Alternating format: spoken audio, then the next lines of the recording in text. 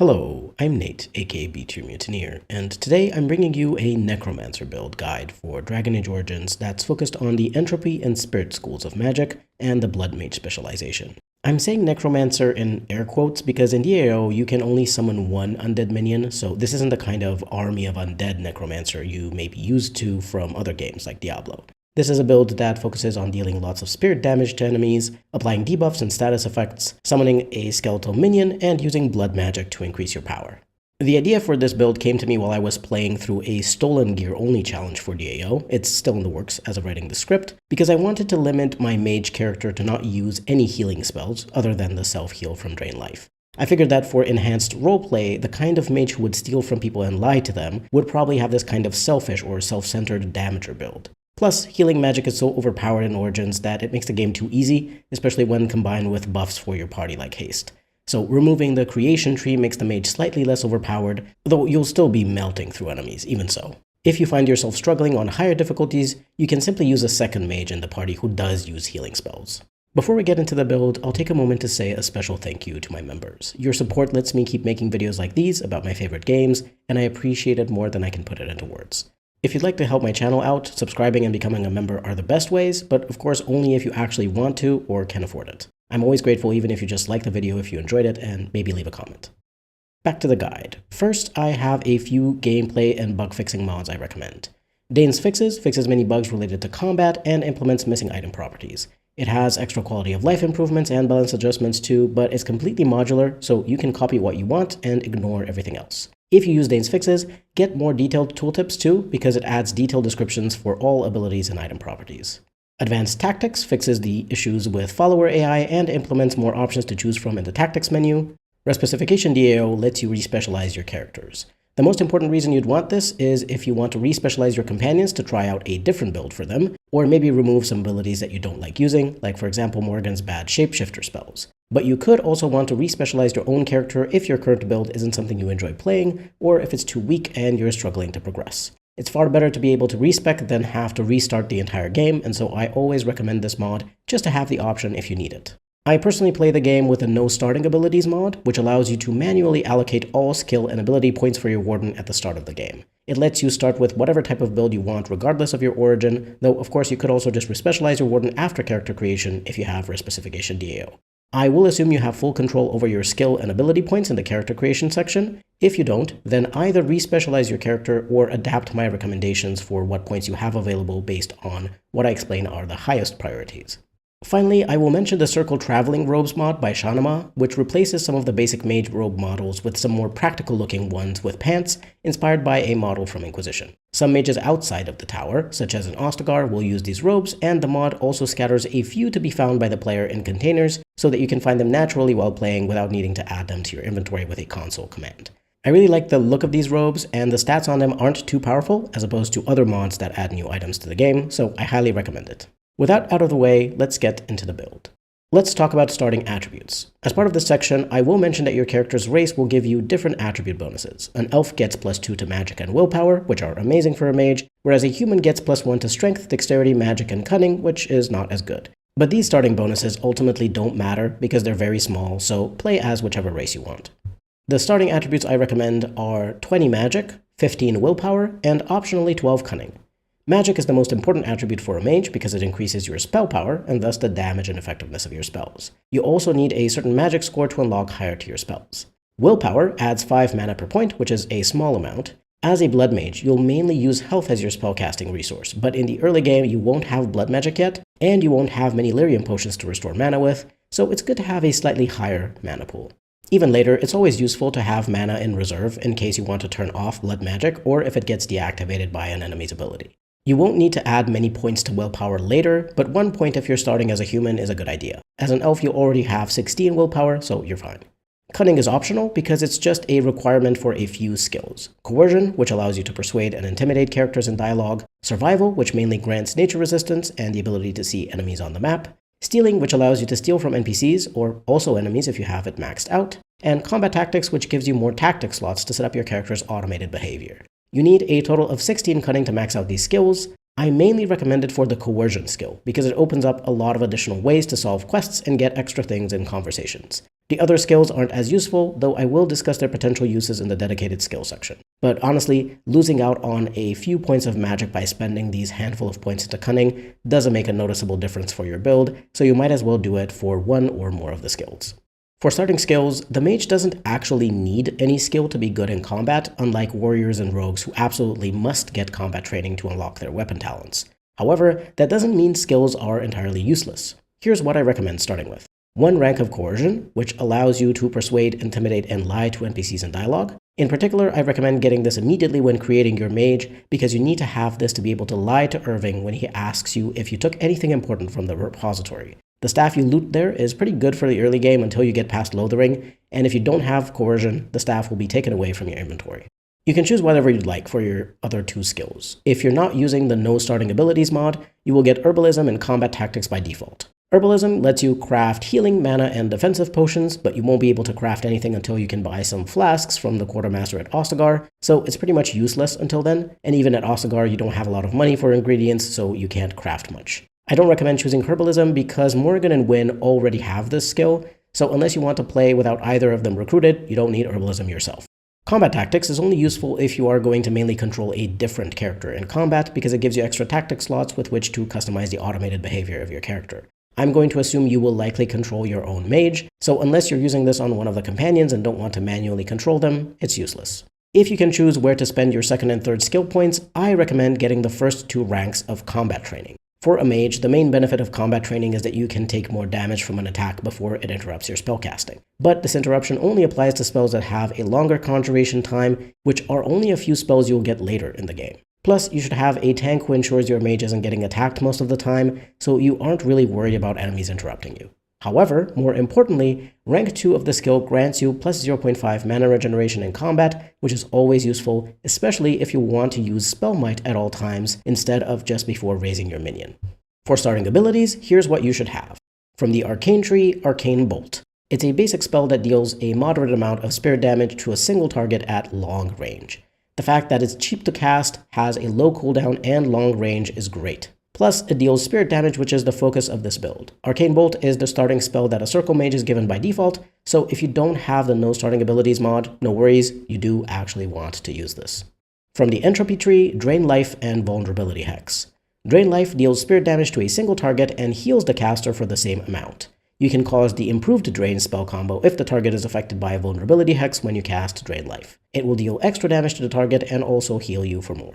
Vulnerability Hex inflicts penalties to a target's elemental resistances, as well as mental resistance. You mainly want to reduce enemies' spirit resistance, though the mental resistance debuff helps you successfully cast things like Blood Control, Sleep, Horror, and Waking Nightmare. This hex also works as a combo with the Drain Life and Mana Drain, improving the amount of damage and self-healing of Drain Life, and improving the amount of Mana Drain from the enemy spellcaster and restored for the caster in the case of Mana Drain. It's pretty nice to start with this, because it's going to augment the damage of Arcane Bolt and Drain Life, and in the case of Drain Life, the bonus is bigger as well. In terms of starting gear, I can only comment on what a Circle Mage origin character receives and what you can loot from the area. If you have a mod that allows you to play a mage with a different origin, you will have a different assortment of items, or potentially no mage items depending on the mod, so you may have to figure out for yourself if the gear you have is good and which items should be upgraded to something better ASAP. The same thing goes for if you're using this build on Morrigan or Wynn. See if the bonus stats on their starting items are good, add items where they don't have any, and upgrade where needed. You start the mage origin with Apprentice Robes granting +1 willpower and a pair of basic leather boots that do nothing. Honestly, I recommend taking the boots off because they give you a bit of fatigue and they barely have any armor. You don't need that. Once you're done with the harrowing, First Enchanter Irving will give you Mage Robes, a Magic Staff, and Ring of Study. The Mage Robes are barely better than the Apprentice ones, granting +1 willpower and +1 magic. You may be able to find slightly better robes as loot around the tower if you have the Circle Traveling Robes mod by Ashanima. The Circle Traveling Robes grant +1 willpower, +1 magic, and +3 defense. Not a big improvement, but they look nicer, and the extra defense can be useful early when you are more likely to get attacked by enemies since you don't have a proper tank yet. The Magic Staff is a Tier 1 physical damage staff that grants +1 magic. It's fine, since the physical damage is not something enemies will have resistances against, and the huge armor penetration of staves ensure you always deal some amount of physical damage even against highly armored enemies. Ring of Study is a ring that grants +1 magic. Not a big bonus, but it's better than nothing. It's good until you find a ring that gives you more stats. In the infested storerooms you can explore, if you talk to Senior Enchanter Leora, you can find the Fade Strider boots, which are mage-restricted light boots that grant +1 magic. These are the only boots in the entire game that give you an offensive bonus relevant to mages. No other boots have bonuses to magic or spell power, so if you don't care about defenses, the Fade Striders are in fact the best boots. You can also find a couple of amulets, but they're not amazing. The Spirit Charm can be useful in fights for melee characters because it grants +10% fire resistance. This can reduce the fire damage you take from Darkspawn Archer using fire arrows, mages, abominations, or demons who use fire spells or abilities, and of course one of the few dragons in the game. But you'll likely find better fire res gear later, so while this is okay early, you can absolutely sell it once you have better items. In the Circle's basement and repository, you can find the Blackened Heartwood Staff, an Apprentice's Amulet, and potentially some other random mage treasure. The Blackened Heartwood Staff is a tier 1 nature damage staff with +2 damage and +2 spell power. In terms of raw damage, this is much better than your starting staff. However, you have to be careful with it because it only deals nature damage with its attacks. So if you're fighting creatures that are immune to nature damage, such as undead, you will need to use a different staff. This is fine against Darkspawn for the most part because even though they have nature resistance, it's a small amount, so you'll still deal solid damage to them. But don't get rid of your magic staff in the early game until you get another staff that isn't nature-based. And remember that in order to be able to keep this, you need to successfully lie to Irving at the end of your origin, which requires 1 rank of the coercion skill. The Apprentice's Amulet is decent, granting +5% fire and cold resistance and +1 armor. For the early game, you don't really have access to good accessories if you don't use the promo DLC items, and this one is pretty good to give to a frontline character such as Alistair, since it will improve their armor, at least until you find something better. The best kind of items you can get from the Mage treasure list as random loot around the tower are Lyrium potions, Novice, and rarely Journeyman runes, the Buckle of the Winds belt, and the Acolyte's staff. Buckle of the Winds grants +3 defense, so it's nice in the early game to give your characters a better chance at avoiding enemy attacks. Acolyte's Staff is a tier 1 physical staff that grants +2 spell power. It's actually better than the magic staff you get from Irving because it increases your spell power by 2 compared to the simple +1 you get from the magic staff. So if you find this, use it instead. Of course, the Blackened Heartwood Staff is still better as long as you aren't fighting enemies immune to nature damage. Overall, the Mage Origin has decent starting gear, but of course, mages are already very powerful, so they don't even care that much about their equipment. So especially in the early game, the small bonuses you get from these items aren't that significant, unless you're playing on a very high difficulty where any bonus can potentially make your life a little easier. Moving on, here are the recommended attributes. A base willpower of 20. Even though you'll end up being a blood mage, you should increase your willpower a little more in the early game. Before you have blood magic, you'll use mana and will benefit from the higher mana pool, and even later on, you can still use your mana every once in a while when blood magic isn't active. If you want to be able to max out the coercion skill and/or some of the other ones, survival, stealing, or combat tactics, you need a base score of 16 cunning. Since you'll be a blood mage, I recommend a base score of 20 constitution. You will want more bonuses to constitution, health, and health regen from equipped items, but 20 constitution is a solid base. If you feel like you need more, you could go up to 25, but only if you really feel like you need it. Otherwise, you will want to put all your other points into magic, since that is of course your main focus as a mage. If you get to level 20, you will end up with around 60 base magic, following the other base attribute recommendations here. It's a very solid base to which you will add bonuses to magic and spell power from gear. Here are the recommended skills. Max out your coercion skill as a warden if you want to be able to solve a bunch of quests by convincing people to do things your way or to give you extra rewards. Otherwise, if you're role-playing an uncharismatic character, you can ignore this and focus on other skills. Survival is pretty decent. The nature resistance isn't a lot, a total of +25% from maxing it out, and your mage shouldn't be getting attacked too often to make use of this, but it's still nice to have some free resistance.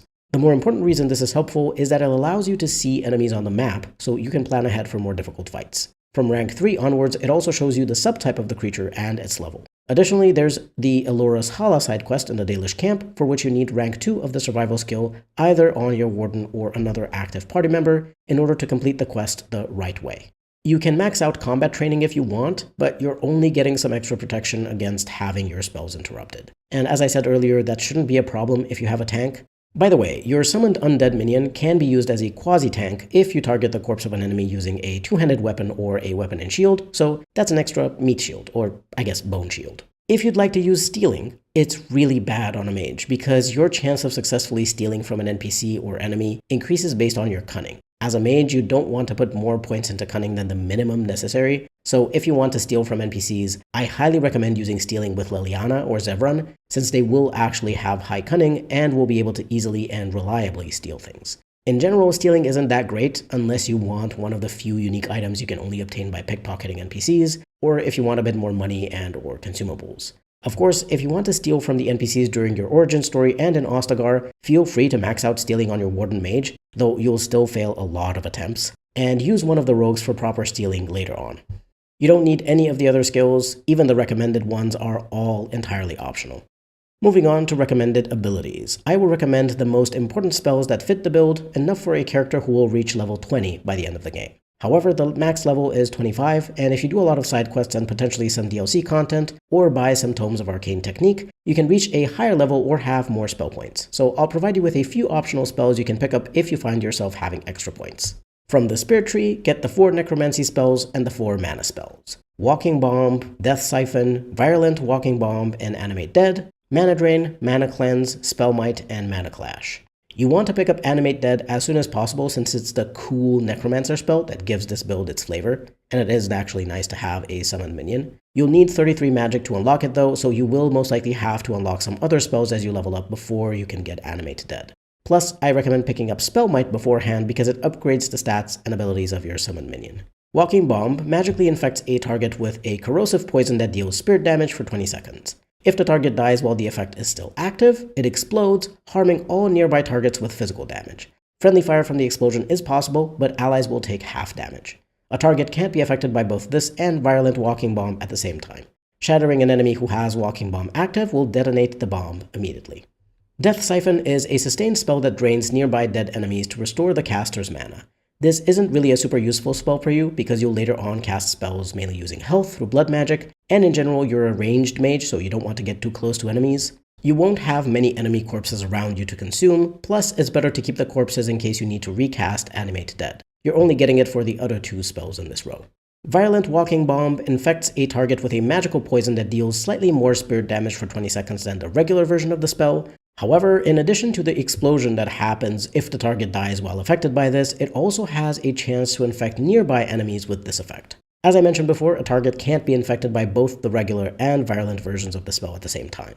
One thing I found is that if you have high spell power, the explosion of this spell is likely to kill the nearby enemies unless they're elite or boss rank, so the chance to infect nearby creatures with it isn't as useful as it may sound. This is still a great damaging spell to use as long as you're sure you can detonate it because it deals a ton of damage, but you can absolutely use the normal version of Walking Bomb because it's slightly cheaper, especially on an enemy with lower health which doesn't need to take that much damage to explode. Animate Dead summons a skeleton minion from the corpse of an enemy to fight alongside the party for as long as the spell is sustained, although as a puppet of the caster, it will not use any talents or spells without specific instruction. I really love this spell, but I admit that I have to go out of my way to get it by creating a build like this, because otherwise the Primal spells and the other damaging spells are just so easy to use and they're overall far more powerful and effective at dealing with enemies, and it's a shame because Animate Dead is genuinely an interesting spell. A corpse wielding dual weapons will become a rogue, a corpse wielding a staff will become a mage, and a corpse wielding a weapon and shield, a 2-handed weapon, or just one weapon will be a warrior.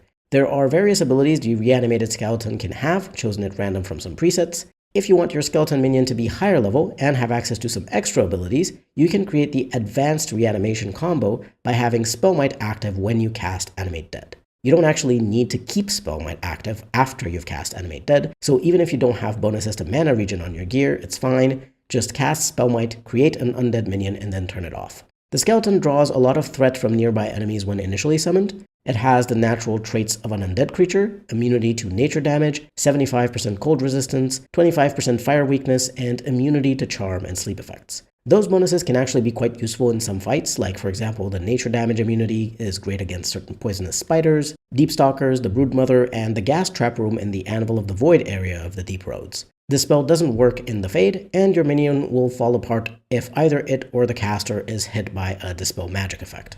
Reanimated warriors are great off-tanks since they have high health and all have the threaten ability regardless of their weapon set. Skeleton mages may sound powerful, but they don't usually have very good spells, and they don't have much mana. Dual-wielding rogue skellies have the highest potential damage if you position them behind enemies so that they backstab them. Rogue skellies also have the ability to pick locks and disarm traps, which can be useful to you if you want to have a funky party that doesn't use any of the rogue companions. I recommend against reanimating enemy mages, but both warrior and rogue skeletons are going to be very useful. In my opinion, if you already have a tank, you should try to reanimate a dual-wielding enemy, because a rogue will have higher value with backstabs, as well as potentially being able to pick locks or disarm traps for you. Even if you do have a rogue in the party, you can have the skeleton waste time by disarming a trap, while your actual rogue companions are free to use their abilities and attacks. From the other spirit tree row, you're mainly interested in Spell Might and Mana Clash. The first two spells aren't that useful, and the second one is even bugged in the base game to restore enemies' mana instead of drain it. Even so, draining enemy mana isn't that important. It's far better to just disable them with a status effect or straight up kill them, so unlock Mana Drain and Mana Cleanse, but don't bother using them. Spell Might is a sustained spell that increases the caster's spell power by a solid amount, 10% of the result of 100 plus your spell power. But it also has a -4 penalty to mana regeneration. If you have gear with enough mana or stamina regeneration to offset this penalty, you only need plus 3.5 since you get plus 0.5 from rank 2 of combat training, then this is a really good power boost for your spells. Even if you don't have enough mana regen to keep this active at all times, if you activate it and then cast Animate Dead, you will cause the advanced reanimation combo, which improves the base stats of your minion and also gives it extra abilities and damage. So at the very least, use it to upgrade your skeleton, but ideally you'll want to get some regen bonuses on gear for that juicy constant spell power bonus. Mana Clash is cast in a 10-meter sphere around the caster and affects all enemy spellcasters in the area. It will drain them completely of their mana and deal spirit damage to them proportional to the amount of mana they lost. The damage scales with your spell power, so if you have very high spell power, you can very often just outright kill most spellcasters. Keep in mind, it's not just specifically mages who are counted as spellcasters, but all enemies using mana for their abilities. That includes demons and abominations. Some creatures that use magic are invulnerable to this spell, such as many forms of undead, revenants, and pride demons such as Aldred. This still leaves a ton of enemies to kill with Mana Clash, and it's super satisfying to see them get one-shot by this. A very fun, if obviously overpowered, spell. From the Entropy tree, get Affliction Hex and max out the 3rd and 4th rows. Affliction Hex inflicts penalties to all elemental resistances on the target, as well as all other enemies nearby. But be careful who you cast it on, as the aura around the target only persists as long as it's alive. The penalties stack with Vulnerability Hex, as well as with itself if multiple Affliction Hexes are cast on different targets. I recommend mainly casting Affliction Hex on an elite or boss rank enemy, so that they're actually alive for the resistance penalty to apply to the other enemies too. If everyone else is dead and you're just dealing with a single boss, then it's still good to cast both Vulnerability and Affliction Hex on it. Disorient inflicts a penalty of -5 to the target's attack and defense scores. This spell can't be resisted, but it has a very small effect, and so it's pretty much useless, especially later in the game. Early on, you may still find it useful, and if you have other sources that debuff an enemy's attack or defense, such as a champion's warcry or an archer suppressing fire, you could combine those with Disorient on higher rank enemies or more dangerous auto-attacking enemies to make them less effective in combat. However, you can just as well kill them with a ton of damage or cast a spell that disables them temporarily, so yeah, this spell kind of sucks. Horror forces a target to cower in fear, unable to move unless it passes a mental resistance check. Targets already asleep when this spell is cast can't resist its effect and take massive spirit damage through the Nightmare spell combo if you cast Horror and Sleep together on a target. Quite a few enemies are immune to the fear effect of Horror, such as drakes, dragons, and high dragons, golems, demons, most demon or creature boss rank enemies, arcane horrors, revenants, sylvans, and so on. Use this on humans, elves, dwarves, kunari, darkspawn, and beasts like werewolves, spiders, or deepstalkers. Horror is a fun spell, especially if you combine it with Sleep for the Nightmare combo, and it's great to use defensively on an enemy attacking your mage in melee. I wouldn't use this offensively because it requires you to get close to the target due to its short range, but feel free to use this on an enemy that gets too close, as long as they aren't immune to the effects. Sleep is an AoE spell that causes all targets within the area to fall asleep unless they pass a mental resistance check. Sleeping enemies can't resist the Horror spell, and combining Sleep and Horror causes the Nightmare combo, dealing a large amount of spirit damage to the affected target. But many enemies are immune to sleep effects, a very similar list to the ones immune to fear, so use it on the same kinds of enemies I recommended for Horror.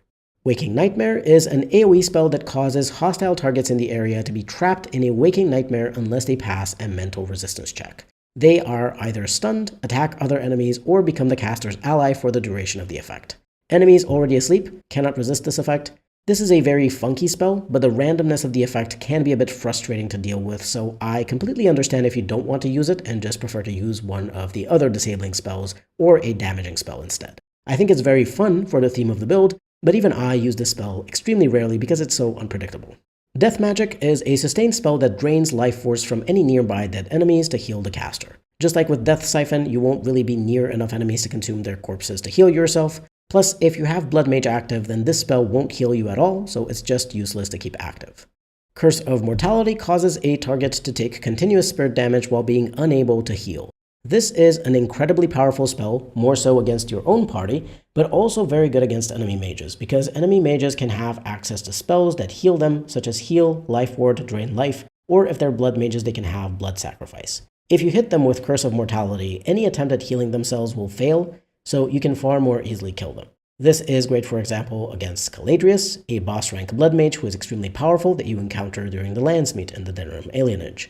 Death Cloud summons a cloud of entropic energy that deals continuous spirit damage to anyone in the area. Friendly fire is possible, so be careful.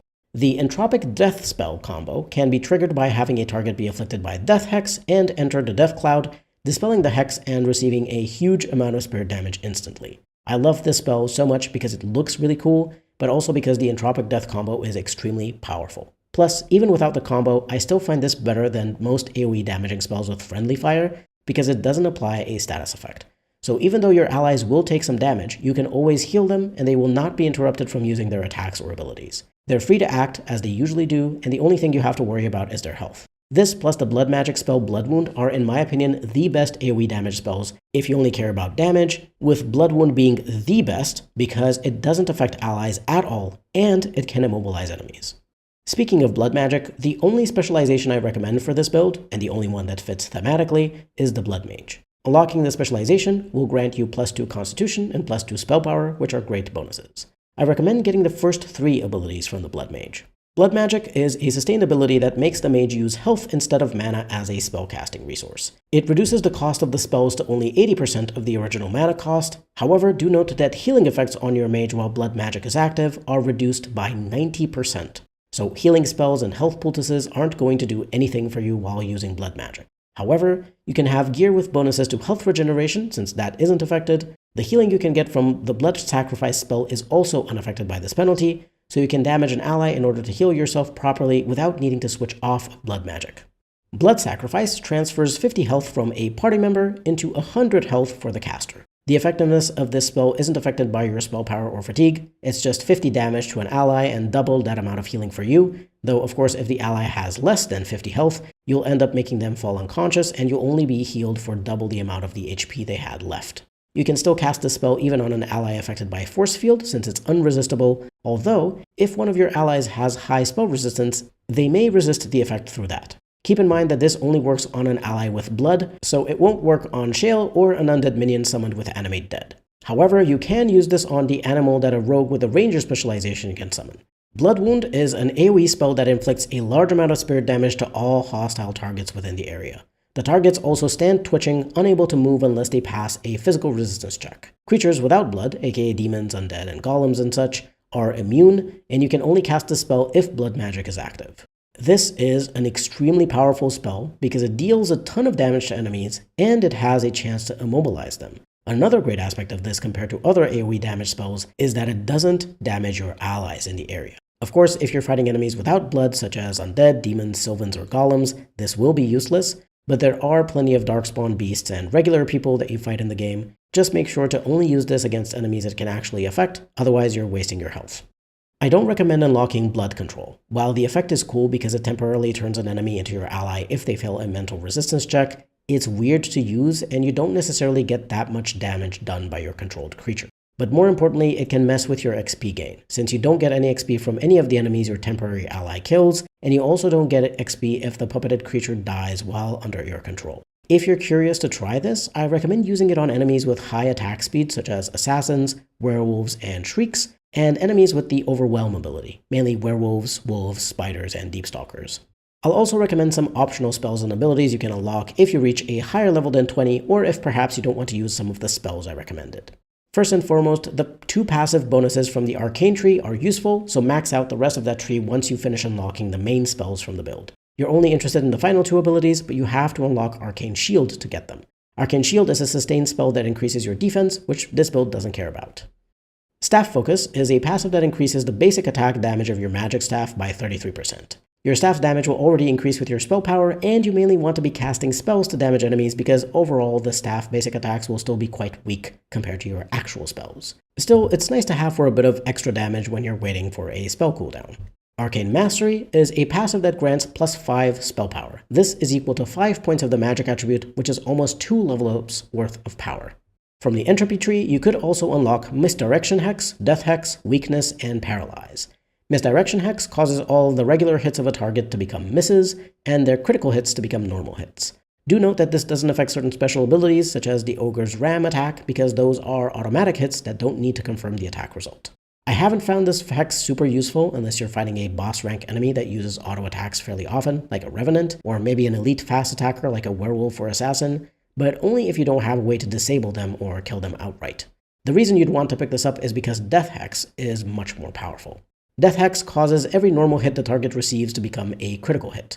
This works really nicely if you have archers and dual wielders in the party, especially if you use rapid shot and dual striking on those characters respectively. Those two modes make the character's crit chance be 0, and Death Hex will automatically turn every single attack into a crit, because the crit chance of Death Hex is actually 100% minus the attacker's current crit chance. So the lower your ally's crit chance is, the more likely they are to crit the enemy affected by Death Hex.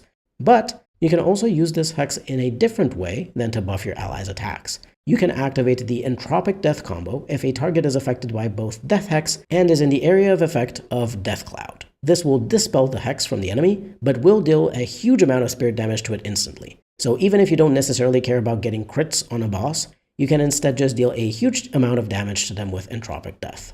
While this is listed as an optional spell, I highly recommend it.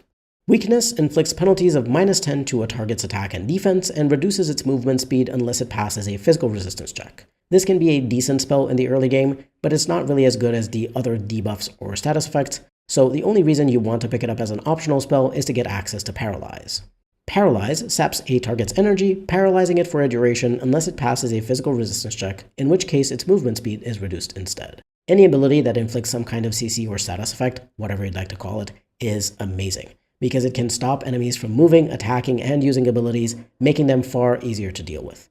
This is best used on elite or boss rank enemies, and of course if you have higher spell power, you're more likely to apply the effect. As far as I know, no enemy is completely immune to Paralyze effects, so this is useful against every enemy type. These are all the optional spells I recommend for the build. They should be enough to choose from to get you up to a full build at level 25. Moving on to recommended gear. Magic and spell power increase the effectiveness of your spells, and magic specifically allows you to unlock higher tier spells. Willpower gives you more mana, which you need to cast spells more comfortably in the early game, as well as whenever you have blood magic turned off.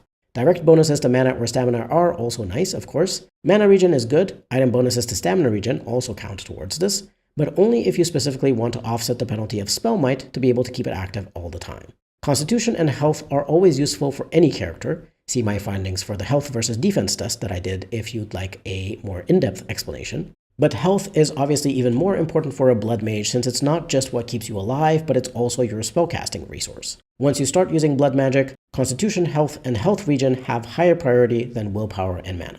As a blood mage, you ideally also want to equip one of the 3 items that has the improves blood magic bonus, because that will reduce the health cost of spells cast while blood magic is active. It'll go from 80% of the original cost to 60%, so it's a significant upgrade. Finally, you are also interested in increasing your spirit damage, but know that it caps out at plus 30%, so you don't need a lot of it. You'll likely be able to max it out with 2 items. Now that you know what to look for in terms of bonuses, I'll give you my personal item recommendations. Here are the best weapons. Corrupted Magister Staff is a tier 5 physical staff with plus 5 spell power, plus 15% spirit damage, and a 5% chance to paralyze on hit. You can get it during the Return to Ostagar DLC from the Mage's chest if you didn't loot it during the prologue in Ostagar already. I think one of the mods like Quinn's Fixback allows you to loot the chest you find this staff in, even if you looted it previously, but I don't remember for sure. Unless you really need the few poultices and other items from the chest in the early game, just keep the key for later when you return to Ostagar. This is a really good staff, especially since it's free.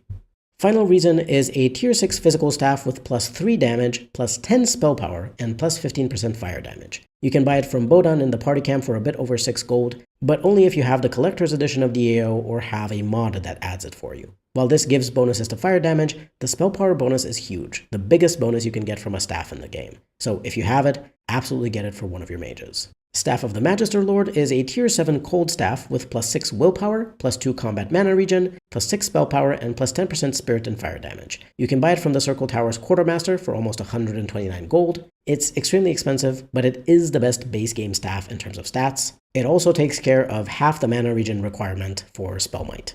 Magister's Staff is a tier 6 fire staff with +1 combat mana regen, +5 spell power, and +10% spirit damage. You can only obtain it if you kill Zathrian, either by siding with the werewolves in Nature of the Beast, or if you decide to kill Zathrian after slaying Witherfang for him. It's a good staff, but not that great, so if you would prefer to lift the werewolf curse, you can just use one of the other staves. Finally, I will mention a staff that you likely won't use, but which is fun, so maybe you'd want to add it to your inventory with console commands if you're able to. Malign Staff is a tier 4 physical staff with +1 combat mana regen, +5 spell power, -1 willpower, and +10% spirit and electricity damage. You can loot it from the Horlock General in the Alienage during the final battle, which is the last main quest. It's low tier, and you get it right before the end of the game. I have no idea what the game designers were thinking. They could have added it to literally any Darkspawn emissary in the first half of the game, and it would have been a great item. So yeah, if you're playing on PC and want to add this to your inventory at some point, feel free to do so since it's a nice staff. It's not too powerful, so you're not really cheating. It's very similar to the Corrupted Magister Staff and Magister Staff, but a bit lower in tier. Moving on, here are the best robes for your Necromancer. I'm going to give you a couple of options for the early game when you're using mana, and some for later once you've switched to mostly using blood magic. Here are the early game robes. Tevinter Mage robes grant +1 combat mana regen, +4% spell resistance, and +5 spell power. You can buy them from the Wonders of Thedas in Denrim for 6 gold and 15 silver. They provide a great spell power bonus, and you get some mana regen, which is useful baseline, and which you may need if you want to use Spell Might constantly. Even if you use another robe later, you can give this to one of your other mages because it's very good and fairly cheap. Vestments of the Seer grant +9 willpower, +6 magic, +10 armor, and +12% spell resistance. These are DLC-related robes that you can have in your inventory from the beginning of the game if you completed the Witch Hunt DLC. This gives you +45 mana and +6 spell power. The defensive bonuses are nice but not necessary. This is the highest amount of spell power you can get from robes, so if you only care about that, then this is best in slot, but it's a DLC item, so it's fine if you don't have it. Here are the blood magic focused robes. Robes of Avernus grant +3 willpower, +3 armor, and improve blood magic. You can obtain these by killing Avernus in the Warden's Keep DLC. I don't recommend using these despite the blood magic bonus because you don't get any spell power from them, and you just get way better stats from the other robes. For the blood magic improvement, I recommend picking the Blood Ring, a base game item, or if you have it, the belt Sash of Forbidden Secrets, which is unlocked by getting an achievement in the Golems of Amgarak DLC. Avernus's robes are fine if you want the blood magic bonus early in the game before you get the blood ring from Orzammar, and or if you don't have or don't want to use the sash. Keep in mind that the blood magic bonus doesn't stack, so you only need one of these 3 items for it. Archon robes grant +0.75 combat health regen, +3 armor, and +2 spell power. You can loot them from a blood mage in the Templar quarters during the mage main quest. Health regen is nice for a blood mage, and you also get a tiny bit of spell power, plus these robes are free. If you don't care about the mana regen for Spell Might and don't want to use one of the DLC robes, these are good enough for the spell power and health regen. And the fact that they're free allows you to save your money for other powerful items like the Life Giver Ring. Personally, I recommend the Tevinter Mage robes because I think Spell Might is worth getting some mana regen bonuses for. You'll get far more spell power from Spell Might than what you can get from Vestments of the Seer, for example. Moving on to helmets. Unfortunately, the cloth helmets are overall uninspiring, not to mention ugly. I'll mention the best ones, but you can frankly completely ignore this gear slot. Put on a free one you find, or don't use one if you think they're too ugly. You'll be fine.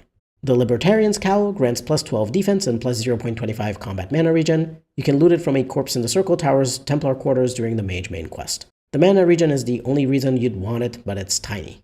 For blood magic, Cameo Cowl grants +2 cunning and +0.5 combat health regen. You can obtain this during the scripted world map encounter of the side quest 5 pages 4 mages that you can start in the Circle Tower during the Mage main quest. Otherwise, you can buy the Collective Arming Cowl, which grants +2 constitution.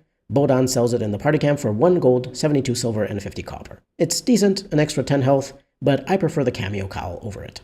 Moving on to gloves, the only gloves you care about are the ones that increase your spirit damage. There's 2 options. Spirit Hands are tier 4 mage gloves that grant +10% spirit damage. You can buy them from Bodan in the party camp for 2 gold and 85 silver. I do recommend buying these before you can get the +20% gloves.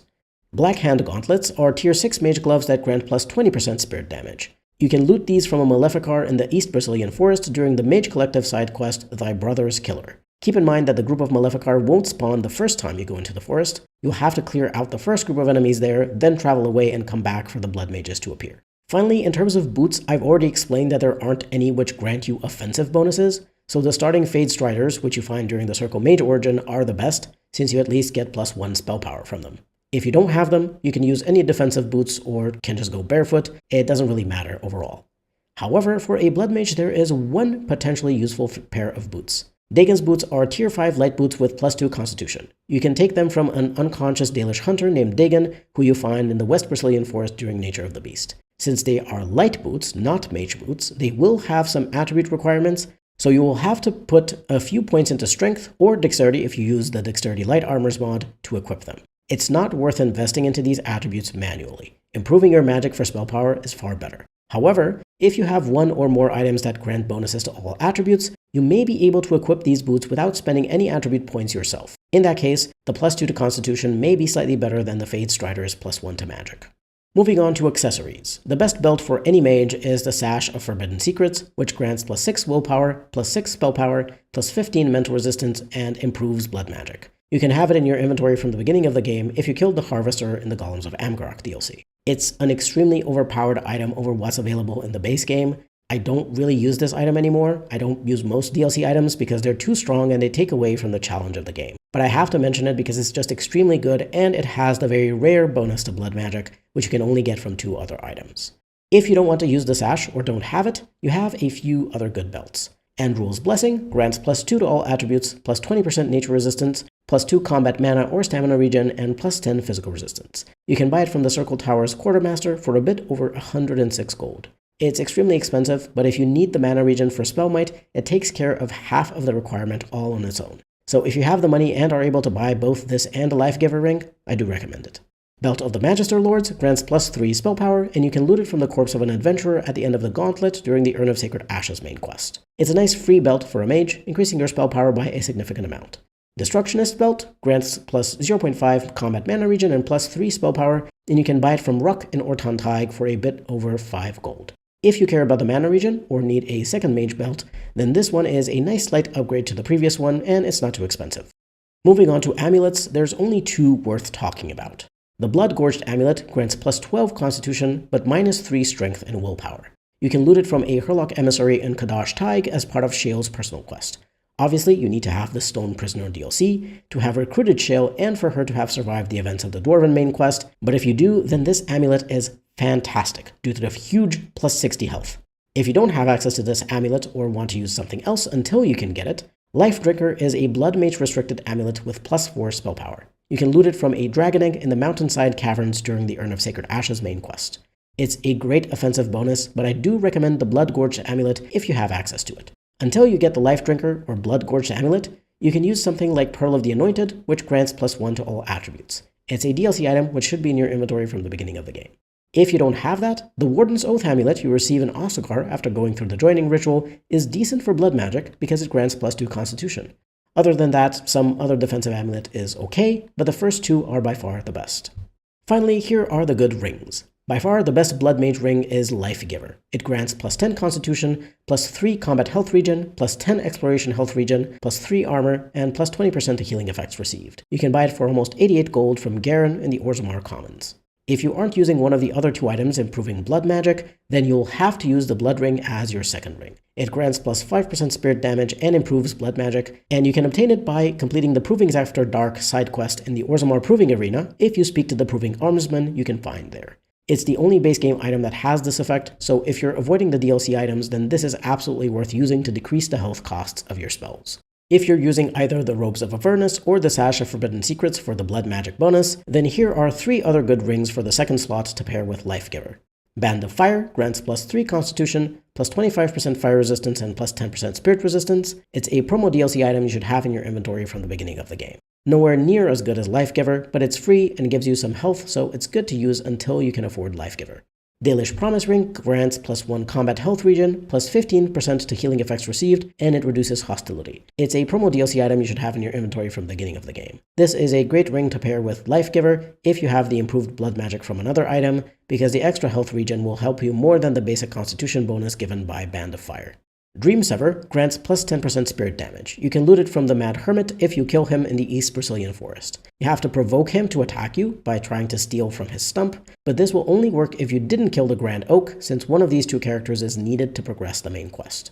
If you haven't already maxed out your spirit damage bonus to plus 30% from your gloves and staff, you can use this, but I personally recommend the other rings because the extra health and health regen will allow you to cast more spells in quick succession, which is essentially also a damage buff. As a note, in the base game, the healing effects received and the increases or reduces hostility item properties aren't properly implemented. However, on PC, if you're using Dane's fixes, they do work. Healing through poultices or traditional healing spells will still be barely effective while you have blood magic active though, so don't bother. Either heal yourself with blood sacrifice or turn off blood magic to use poultices or regular healing spells. While the healing effects bonus isn't useful for a blood mage, the reduced hostility is, because as a mage you're likely to generate a lot of threat due to your spells dealing high amounts of damage. If you have an item that reduces hostility, it'll help you a little bit with that. Though of course you will still need a tank to be generating more threat than you to keep enemies away. Moving on to tactics and party composition. In terms of party composition, my general recommendation will always stay the same. 1 tank, 1 mage, and at least 1 ranged character, whether archer or mage. By tank, I mean a character who can draw enemy aggression away from their squishier allies. Normally, this is a warrior who can use threaten and taunt to generate more threat towards enemies, though an arcane warrior mage can also act as an effective tank without these warrior talents if they use certain spells that draw a lot of threat. As a Necromancer, you also have the option for a second quasi-tank if you raise the skeleton of a two-handed or weapon and shield enemy, but I would still recommend having an actual full party member as a tank because you will need to keep casting Animate Dead whenever you enter a new area, and of course for that you will first need to kill something. Plus, I think the rogue skeleton is better than the warrior due to the higher damage output. Mages are always useful no matter your party composition, whether for damage, healing, buffs, debuffs, and disabling effects. They're super versatile and powerful, and even when you focus very deeply into a particular niche like this Necromancer Blood Mage build does, you will still have a large list of spells helping you in different combat encounters. For this specific build, you could absolutely have a second mage in the party, and that other mage can be focused on healing and buffing allies from the creation tree, and getting the spirit healer specialization, and or dealing different elemental damage types by focusing on the primal tree. As for having a ranged character, it's mostly due to the fact that if you have a full melee party, your characters will get stuck a lot in corridors and other cramped spaces, trying to maneuver around each other instead of attacking enemies. It's pretty annoying, and you can avoid this positioning problem by having a mixed ranged party with at least 1 ranged character if not 2. It's also very nice to have ranged abilities and attacks because it means you'll be able to start damaging and affecting enemies much faster without needing to run up to them to do so. Obviously, your Necromancer is a ranged mage, so that's already 1 ranged character for the party. If you go for a second mage, they can either be a ranged character or a melee one as an arcane warrior, so you have options there. I would personally choose one of my party members to be an archer rogue with a ranger specialization, just so you can use the blood sacrifice spell on the animal companion to heal yourself more easily. If you're going to have 2 or 3 mages in the party, then if your 4th party member is a rogue, don't use Song of Courage from the Bard specialization because that one only buffs melee and ranged weapons, not magic staves. You can instead use the Bard's Song of Valor, which increases everyone's mana or stamina regen. However, this is all the advice I have for party compositions. Ultimately, it's up to you who you choose to bring along because you should have a party you feel comfortable playing and which includes the companions you like. My recommendations are just suggestions based on my experience and playstyle preferences, so don't take them as rules. Especially if you're playing on easy or normal, pretty much anything can work. You can even solo the game with most builds on lower difficulties as long as you get good gear and consumables and know how to approach combat. For your Necromancer's tactics, the main focus of your build is dealing tons of spirit damage to enemies, as well as disabling them and debuffing their stats. You will also want to summon your undead minion as long as you have an enemy corpse available in the area, because that will add a significant amount of damage as well as an extra ally on the battlefield, and there is absolutely strength in numbers. First up, the sustained abilities. We're only using 3, Spell Might, Animate Dead, and Blood Magic. Spell Might would be ideally kept active at all times, as long as you have plus 3.5 total mana regen bonuses from gear, together with the plus 0.5 from combat training, to offset its minus 4 penalty. It will increase your spell power by a lot, so all of your spells will be stronger, and it significantly buffs your summoned minion through the advanced reanimation combo by making it higher level and giving it extra abilities. However, earlier in the game you may not be able to keep Spell Might active constantly because you don't yet have enough mana regen. That's fine. Just activate it right before you use Animate Dead, and then you can immediately turn it off. You'll get the upgraded skeleton without having your mana drained for the rest of the fight. Animate Dead is of course going to be kept active at all times once you've summoned the type of minion you want. Remember, you'll have to recast this whenever you enter a new area and you need an enemy corpse for it, so I recommend traveling back and forth between the big areas with combat as little as possible, since it can get frustrating to have to resummon your minion every single time. My recommendation for the class of the minion is the Rogue because they can backstab enemies if you move them into a flanking position. But I also recommend the Rogue because they can disarm traps and open locked doors and chests. Blood magic doesn't need to be active at all times. You can most certainly cast as many spells as you have mana for at the start of a fight, and only afterwards switch to using health by turning on blood magic. But if you prefer not having to switch it on and off, you can of course keep it sustained, but keep in mind you'll have to heal yourself through health regeneration or by using the blood sacrifice spell on an ally with blood, so not Shale or your skeleton. In terms of activated spells, you have a few categories: utility, single target damage, AoE damage, mixed damage, debuffs, and disabling effects. For utility, the main spell here to use is Blood Sacrifice. When your health is fairly low, you need to regain 100 or more HP, use this on a high health ally like a tank or a ranger's animal companion to heal yourself. You'll be inflicting 50 points of damage to that ally, so if they need healing afterwards, ensure they get it through a poultice or another mage's healing spell. As a note, if you have a warrior with a Reaver specialization, they will appreciate taking damage through Blood Sacrifice because they can get bonuses to damage when their health is lower. As long as you can keep them at a relatively low health but alive, they'll deal some extra damage. The damage bonus isn't amazing though, so you don't have to do this if seeing someone HP bar under 40% makes you anxious. It's just a nice little optional bonus. Death Hex is also technically a utility spell since it buffs your allies' attacks on one particular enemy to be far more likely to be critical or guaranteed critical if the allies are using rapid shot or dual striking. However, you can also use it for dealing direct damage to an enemy by combining it with Death Cloud, creating the entropic death effect, which deals a huge amount of spirit damage to the target. If you combine that with the Vulnerability Hex and or Affliction Hex to reduce the target's elemental resistances, you can probably one-shot many enemies, even high-rank ones, with this spell combo. For single-target damaging spells, you have two cheap ones, Arcane Bolt and Drain Life, and one more expensive spell which also makes the target unable to heal, Curse of Mortality. Arcane Bolt and Drain Life can be used on normal rank enemies or elite enemies with low health to try and kill them with the spirit damage of these spells, or if you don't have blood magic active, Drain Life can also heal you a decent amount, even more so if the enemy is affected by Vulnerability Hex, since it activates the improved Drain combo with Drain Life. These cheap spells have fairly long range and have short cooldowns, so you can use them very often for frequent, consistent damage. Curse of Mortality is a spell that should be kept in general for specific targets, enemies who can heal themselves. This is either mages with heal or life ward, blood mages with blood sacrifice, and other demons who may have the drain life ability, such as shades. If none of these enemy types are present, you could cast it on an elite enemy just to deal a good amount of spirit damage over time, but other instant damage spells are usually better for those situations.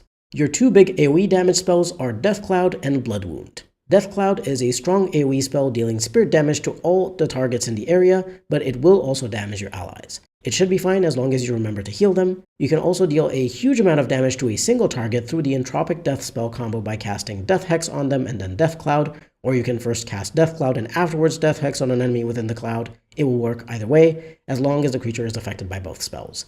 The Hex will be dispelled, but the cloud will continue to exist, so it's great since you'll still get the benefit of the AoE damage even if you use the combo. Blood Wound also disables the enemies by potentially immobilizing them in addition to the AoE damage, plus it only affects enemies in the area having no friendly fire. However, unlike Death Cloud, Blood Wound only works on enemies with blood. So that's why even though Blood Wound is generally more powerful due to the disabling effect, it's good to have Death Cloud as a second AoE option in case you're fighting undead, golems, and other creatures that aren't affected by blood magic. The mixed damage spells are Mana Clash, Walking Bomb, and Virulent Walking Bomb.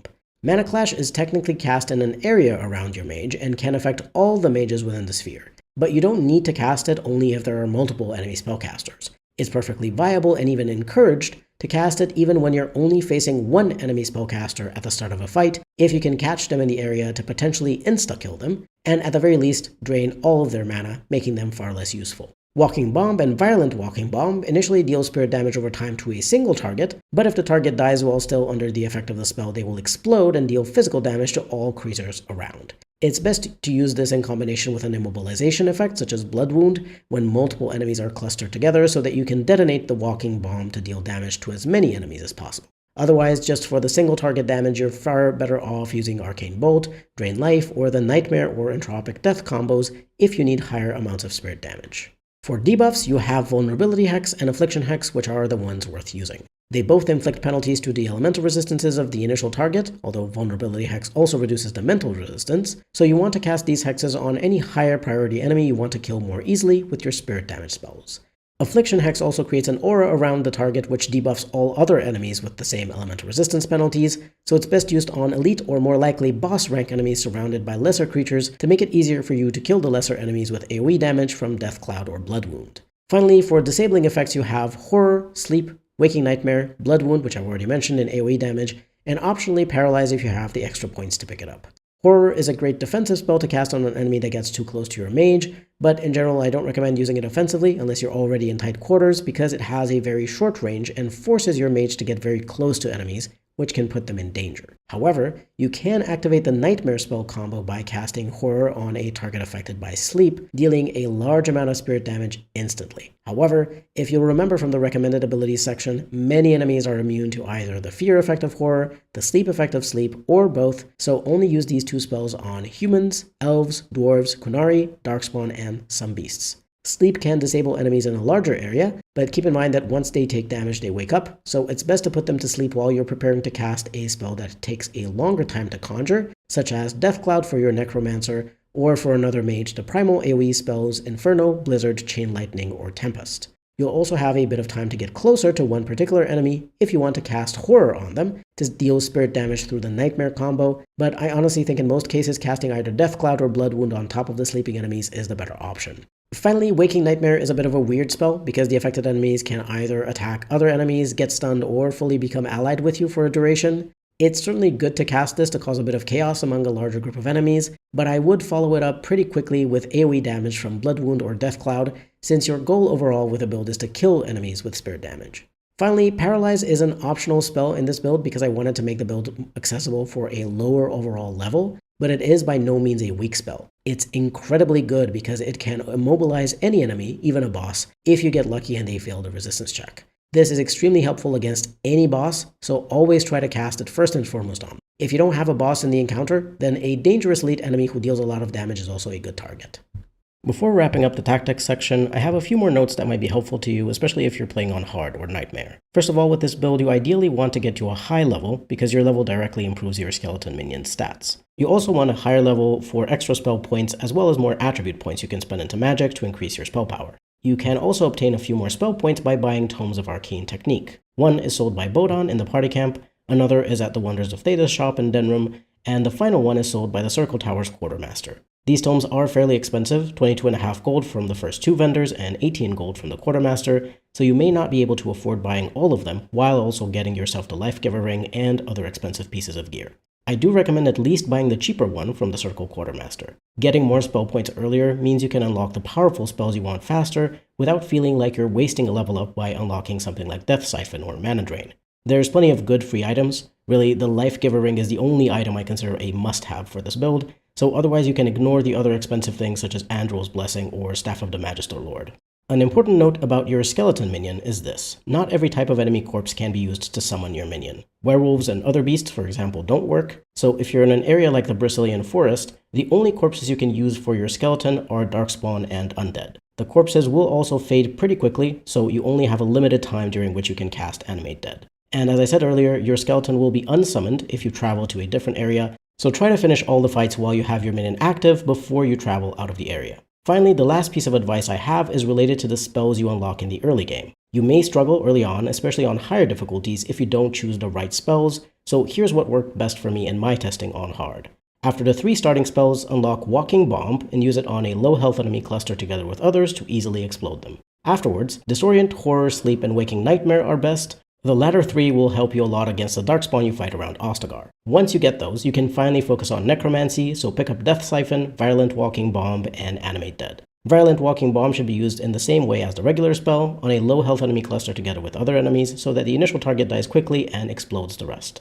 Once you're at this point, you can either try to get the Spell Might and Mana Clash if you want to have the upgraded skeleton and or want to be able to delete spellcasters respectively. Or you can focus on the Entropy spells for Curse of Mortality and Death Cloud if you're more interested in fighting stuff like Undead.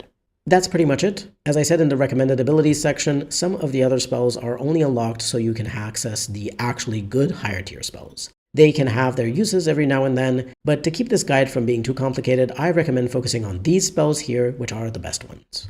In conclusion, the Blood Mage Necromancer is an extremely powerful damager who can easily kill enemies by dealing huge amounts of spirit damage to either a single target or multiple enemies at once.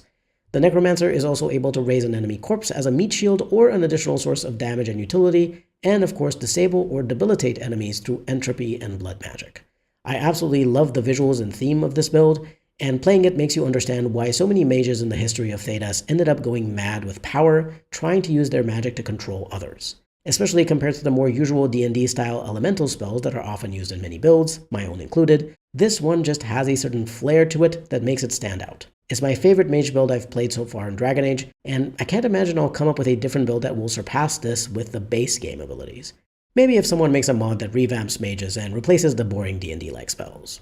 Anyway, this has been my build guide for a Necromancer mage in Dragon Age Origins. I hope you found this interesting and useful, and do let me know if you try out the build, if you found it fun to play. From my testing, it was a lot of fun, but then again, I have always loved the Entropy spells in DAO, so I may be a bit biased. If you enjoyed this, stick around for future videos I plan to make about Dragon Age and other games I care about. Feel free to leave a like, comment, subscribe, and maybe become a channel member. Everything helps, genuinely. This is a small channel, and I only make videos about what I want to talk about, not what's popular. This has been B Tier Mutineer. Thank you very much for watching, and I'll see you next time.